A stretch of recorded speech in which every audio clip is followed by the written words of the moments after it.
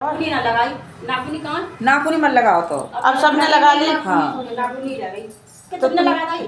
किन्ने हमने ना तो ना लगाई। ना हमने वो लगाई है अभी। चलो कोई बात ना, लगा ली हाँ, कोई बात ना। उन्हें पता ना आई ना जब चलो सर सही सब पहले सब चीज तुम्हें लगानी चाहिए थी तभी। हाँ और क्या लगाई, वो नाखूनी की डाला ले आओ, मैं आपको चलाइए ना। चम्मच घी में वो किरण कहाँ है? जो ही डाल ले। हाँ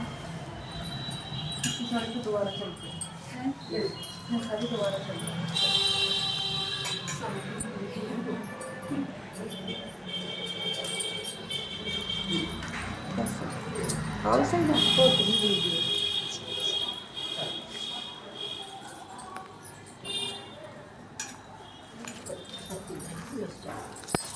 डिब्बा ला रही हूँ।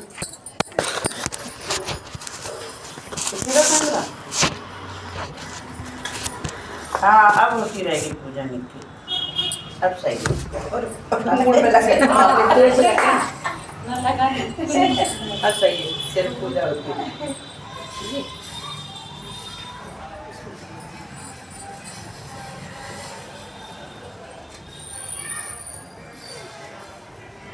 सामग्री चढ़ा दी,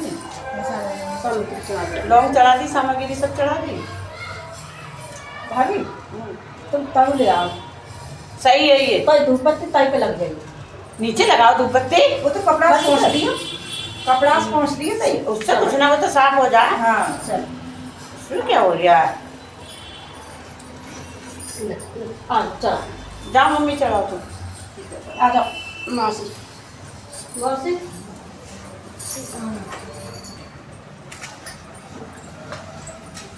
धूप बत्ती गिर गई वो। हाँ लगा ली। तो मैंने तो एक पे लगाई, वो भी खराब हो गई क्योंकि सूखेगी ना, गाढ़ी बहुत है। अच्छी है। पूजा करेंगे। मधु तो अपने पानी से सुखा के आई है। अच्छा देख कर ना लगा भाभी है ना, जो देखो तो लगानी पड़ती है। गाढ़ी थी अब ये थोड़ी ना देखी। मैं तो ऐसी मांग रही जैसे तुम्हारी तो उस पर थी ना।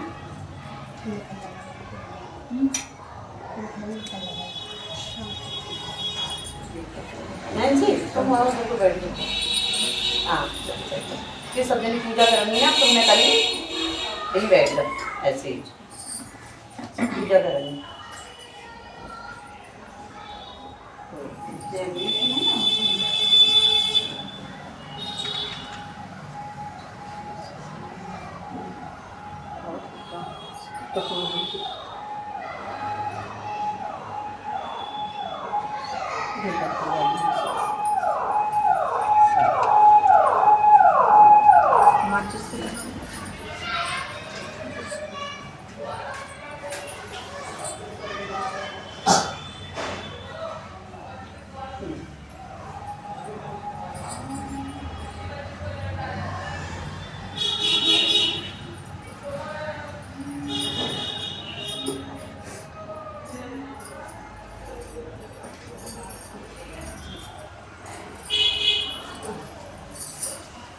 चलो चलो चलो बैठो जी, बैठो सब जन बैठो वाला चढ़ाते हैं। हाँ चढ़ा चढ़ा लो एक ही जने करके सही। अरे सब चलाते हैं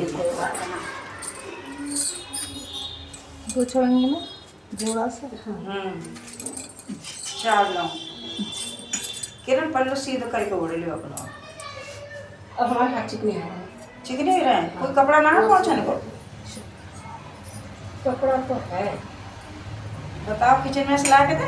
जो है कपड़ा अरे रहने दो तुम। अच्छी है। हाँ तो ऐसे उड़ा देंगी मम्मी, उड़ा देंगी। बस उड़ा दो। तो हाथ काले देता है।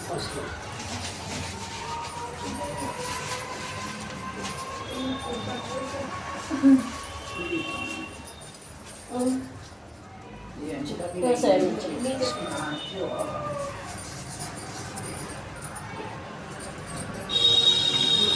माची चाहिए आंटी, माची चाहिए हैं? फिर पीछे लगी है ज़्यादा ना। कोई पुलाव क्यों लगी? अब बैठ जाओ। ये धूप बत्ती कैसे है? खुशबू ना आती है बिल्कुल धूप बत्ती। हम कहीं से लिया पहले की बहुत बढ़िया आती। एक धूप बत्ती तुम बंडल वाली मंगाते तो कितनी खुशबू आती है। अम्मा कि अपने से ले लो, कहीं से पूरे मुरादाबाद की धूप बत्ती लगा ली मैंने, कहीं से खुशबू ना लगी। सही दोनों जनी खूब लंबी लंबी है, बगी तो सही लंबी थी, कितनी घटी है। और मेरा तो नहीं लंबी, और अरविंद की बहू और रवि की ज़्यादा लंबी है, अरविंद की थोड़ी घटी है। हाँ, तो बहू में थोड़ी घटी है, और अभी तो सब लंबी मेरे लौड़ा जामा तो अच्छे लगे। और मेरी बहू अभी जाएंगे पापा तो हल्दी चढ़ाने की जरूरत ही ना पड़ेगी, चाची ताई चलो हाँ, सब आ जाएंगे, मिल जाएंगे। और देखनी चाहिए सब तुम्हें। और क्या, हाँ सब जाइए बबुआ, देखना चाहिए दौड़ानी। मैं कथा पढ़ूं, अब तुम ना हाँ, अपनी भी पूजा करो चलो चुपचाप। चल चल सही है, तुमने तो चढ़ा ली ना। हाँ सही है।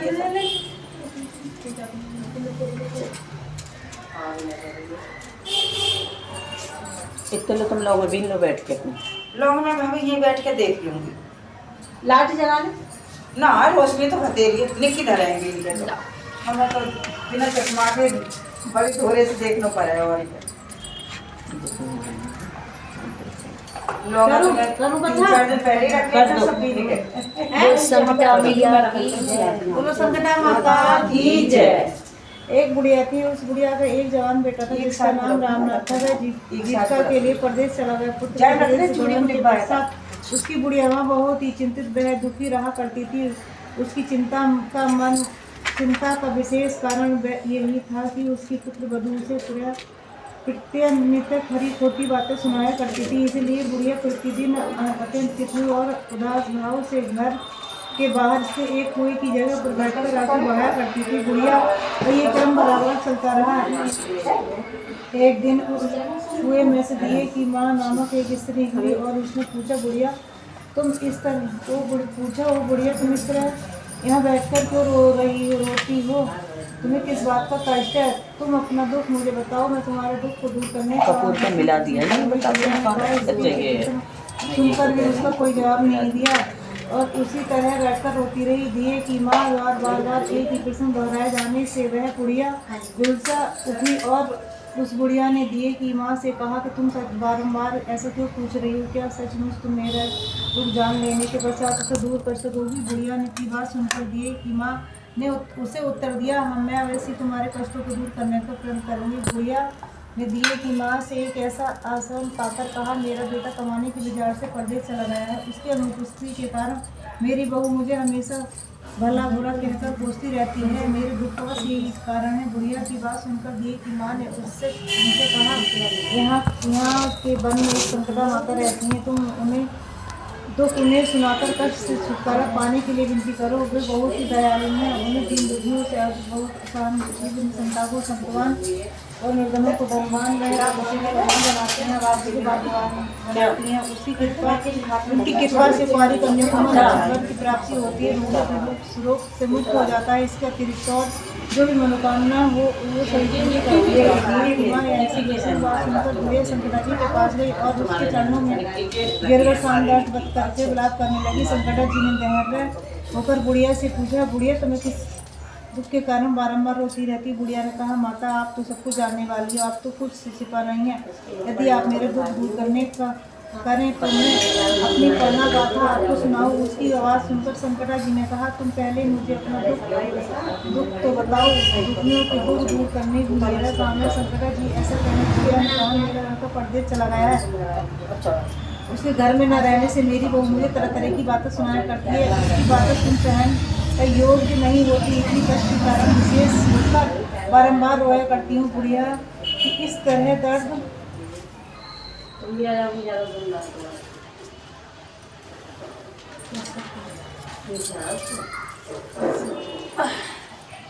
भारी गाथा को सुनकर संकटा माता ने कहा, तुम घर जाकर मेरी ये मनौती मांगो कि ये संकटा माता, यदि मेरा लड़का कुशल मंगलम घर वापस आ जाएगा तो मैं आपकी पूजा करूँगी और स्वामी मिस्त्रियों को आमंत्रित करके करानी। संकटा माता के कहने में घर जाकर लड्डू बनाए, परंतु जब भी बुढ़िया से लड्डू बनाती तो 7 की जगह 8 लड्डू बन जाते। इस बात से बुढ़िया बहुत ही आसन में पड़ गई थी कि ऐसा होने से क्या कारण है, गलती से कहीं भूल तो नहीं हो रही, अथवा अपने आप 8 लड्डू बन जाते हैं। का कोई अन्य कारण है। इसी समय बुढ़िया स्त्री एक देश में संकटा माता जी के प्रकट हुई। बुढ़िया से कहा, क्यों बुढ़िया, आज तुम्हारे कोई उत्सव है क्या? ये सुनकर बुढ़िया ने कहा, हाँ मैंने आज संकट जी के लिए सुहागनों को भोजन खिलाने का निमंत्रण दिया है, किंतु जब दिनकर 7 लड्डू बनाती हूँ तो 8 बन जाते हैं। इसमें इसी बात से बहुत चिंतित हूँ। बुढ़िया की बात सुनकर संकटा जी ने कहा, क्या तुम्हें किसी बुढ़िया स्त्री को भी निमंत्रण दिया है? बुढ़िया कहने लगी, नहीं मैंने तो ऐसा नहीं किया है, परंतु तुम कौन? माँ संकटा जी ने कहा, मैं ही बुढ़िया हूँ, मुझे ही आप आमंत्रित कर दो। ऐसा सुनकर बुढ़िया ने उन संकटा रूपधारी बुढ़िया को भोजन के लिए निमंत्रित कर दिया। इसके बाद बुढ़िया के घर सभी आमंत्रित पहुंचे और बुढ़िया ने सबको लड्डू तथा अन्य मिठाई आदि का भोजन कराया, जिसमें संकटा माता जी की कृपा से उस रामनाथ को मन में अपनी माता अपनी स्त्री मिलने का प्रबल इच्छा प्रकट हो गई तथा सुहागनों को भोजन करते ही उस बुढ़िया का लड़का परदेश से अपने घर आ गया। लड़के के आने की सूचना बुढ़िया को दी गई तो बुढ़िया अपने काम में लगी रही। उसने कहा, लड़के को बैठने को दो, सुहागनों को जिमाकर अभी आती हूँ।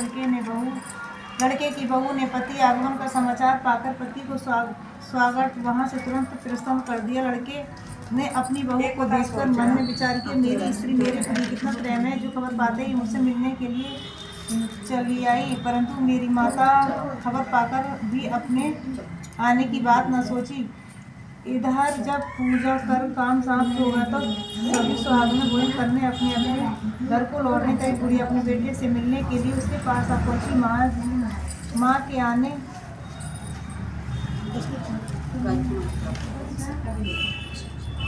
के आने पर लड़के ने पूछा, तुम अब तक कहाँ रही? माँ ने पूछा, बेटा तुम्हारी कुशलता के लिए मैंने संकट जी से मनौती मांगी थी, उसी को पूरा करने के लिए सुहागनें जिमा रही थी। इसके बाद बहू का व्यवहार उसको सुनाया, जिसे सुनकर उसका पैर अपनी स्त्री से हट गया और उसने माँ से कहा, मैं इस घर में मैं नहीं रहूँगा या ये रही। बुढ़िया ने कहा, बेटा मैंने इसलिए तुझे नहीं छोड़ सकती, मैं तेरे लिए बहू का त्याग करना पड़े तो मैं कर सकती हूँ। ये सुनकर लड़का ने अपनी स्त्री को घर से निकाल दिए। बहू घर से निकलकर बाहर आई, बहुत ही दुखी मन से पीपल के पेड़ पर चढ़कर बैठ गई तथा रोने लगी। इसी समय एक राजा उधर से जा रहे थे। स्त्री को रोते देखकर राजा ने उससे पूछा, तुम क्यों रो रही हो? तो उसने अपनी सारी बात राजा को सुनाई, जिससे राजा ने कहा, आज से तुम मेरी धर्म की बहन, इसलिए तुम रो मत, पेड़ से नीचे उतर आओ, मैं तुम्हारे संकटों को दूर करने का अथक श्रम प्रयास करूंगी। राजा के मुख में ऐसी बात सुनकर वह स्त्री पेड़ से नीचे उतर आई और राजा के साथ साथ उसके महल को चली गई। घर जाकर राजा ने अपनी रानी से वृतांत सुनाया और कहा, देखो आज से ये मेरे धर्म की बहन है, इसको किसी तरह का कष्ट नहीं होना चाहिए। राजा के यहाँ पहुँचकर उसे रामनाथ की स्त्री संकटा माता ने तो सुहागनों को बुलाकर भोजन कराया तथा लड्डू बांधकर रानी को भी न्योता दिया। जब सभी सुहागनें लड्डू खाने लगी तो रानी ने कहा, मुझे तो रबड़ी मलाई स्वाद मिष्टान भी हजम नहीं होते, तो फिर ये पत्थर चीकरे कठोर लड्डू कैसे हजम हुए? ऐसी अलविदा पूर्व बातें सुनकर रानी ने लड्डू खाने से इनकार कर दिया। संकटा माता के पास स्वाद मिश्र खाते स्त्री का पति अपने घर से उसको लेने के लिए आ गया और पत्नी को माता संकटा की पूजा करते हुए देखा तो संकटा माता को हाथ जोड़कर उसने भी अपनी पत्नी से कहा, मेरे अपराधों को क्षमा करो। तब पत्नी ने कहा, हे पतिदेव, इसमें किसी का कोई दोष नहीं है, आप मेरे ईश्वर के रूप में हैं, मेरे अपराधों को क्षमा करो। ये कहकर उन दोनों ने मिलकर माता की सविधि पूजा समाप्त होने पर वो दोनों स्त्री दूध प्रसाद खाकर अपने घर को जाने के लिए तैयार हुए। जाते समय बहू ने उस रानी से कहा, मुझे जब दुख पड़ा तो आप अपने धर्म भाई के साथ तुम्हारे घर चली आई। यदि तुमको किसी तरह का कष्ट पड़े तुम मेरे निसंकोच भाव से चले आना। ऐसा कहकर बहू अपने पति के साथ राजा के घर से विदा हो गई। संकटा माता का निरादर करने के कारण रानी का संकटा का कोप हो गया और बहू के जाने के बाद ही उसका सारा राज्य तहस नहस हो गया। ऐसा विपत्ति में पड़कर रानी ने राजा से कहा, ना मालूम तुम्हारी धर्म की बहन कैसी थी जो उसके यहाँ से जाते ही सब कुछ धन नष्ट हो गया। राजा ने रानी से कहा, वह जाते समय कह रही थी कि कदाचित तुम्हारे ऊपर कोई कष्ट आ पड़े तो तुम मेरे घर चले आना, इसमें जरा भी संकोच न करना, इसलिए हम लोगों को उनके यहाँ ही चलना चाहिए। ऐसा निश्चय करके राजा रानी दोनों अपने धर्म बहन के घर चले गए। वहाँ जाकर रानी ने कहा, बहन तुमने हमारे यहाँ ऐसा क्या कर दिया कि तुम्हारे आते ही हमारी सारी संपत्ति नष्ट हो गई? और हम लोग बहुत ही परेशानी में पड़े हुए हैं। रानी ने की ऐसी बात सुनकर उसने कहा, बहन मैं तो कुछ नहीं जानती, मेरे कर्ता करो सब संकटा माता ही है, उसका अतिरिक्त तो और कोई दूसरा नहीं है। इसलिए मेरे राज्य में तुम भी संकटा माता की से अपनी अपनी भूलों की क्षमा याचना करो, उन्हीं से मान मनौता से तुम्हारा काम बन जाएगा। उसके कहने अनुसार रानी ने श्रद्धा से संकटा जी का व्रत किया और सुहागिनों को भोजन जिवाया। अनजाने में हुई अपनी भूल के लिए संकटा माता से बारंबार क्षमा मांगी। रानी ने ऐसा करते ही संकटा माता प्रसन्न हुई और रात को रानी को सौंप दिया कि तुम दोनों कल सुबह अपने घर को चले जाओ, वहां जाकर मेरी पूजा और व्रत का तथा मेरे निर्मित सुहागनों को जीवाना। ऐसा करने से तुम्हारा गया हुआ राजपाट फिर से वापस मिल जाएगा। सुबह होते ही राजा रानी अपने घर को चले गए। घर जाकर सुख के अनुसार सब काम किए और सारा राजपाट मिल गए और पहले से भी की तरह अच्छे रहने लगे।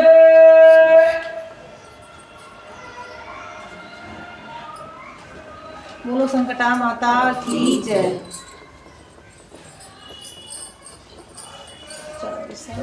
चढ़ा लेंगे जब तक 40 पढ़ अभी उन्होंने भी तो ना चढ़ाया, जब तक 40 पढ़ लो हाँ पौधे कर लीजिए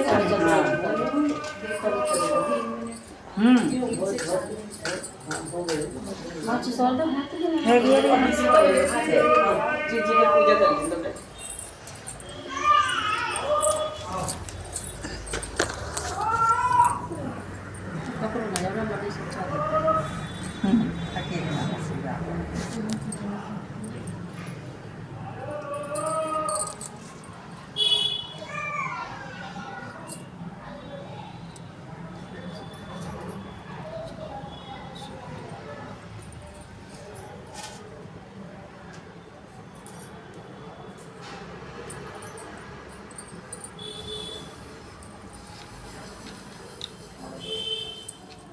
सब चढ़ा दी लोग अभी ना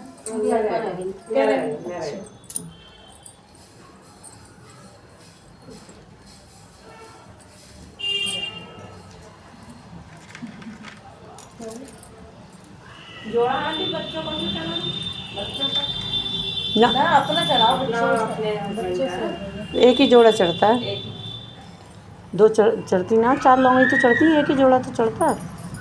दो जोड़ हाँ तो 2 ही तो चढ़ते हैं वो। बच्चों का हम तो 4 ही चढ़ाती हैं। बच्चों कोई ना, वो तो अपने घर पूजा करो तो कितने ही चढ़ाओ। बच्चों को चढ़ाती हैं चढ़ाती मेरे बाल का किस्म करती है माता रानी। मतलब दूसरे के घर भी जाकर चढ़ाती हो अपने? हाँ हाँ हम ना चढ़ाते हैं, हम तो हाँ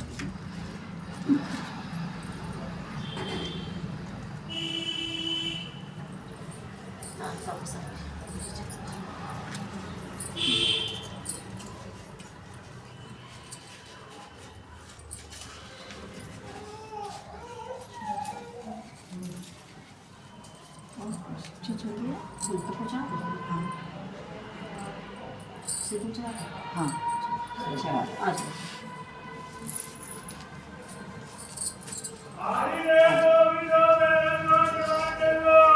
कितने बजे? 11:30 बजे होंगे क्या? 11:30 तो 12 बजे से पहले कर जल्दी कर लो। बस जैसे चढ़ा लेंगे लोग उसका भी है।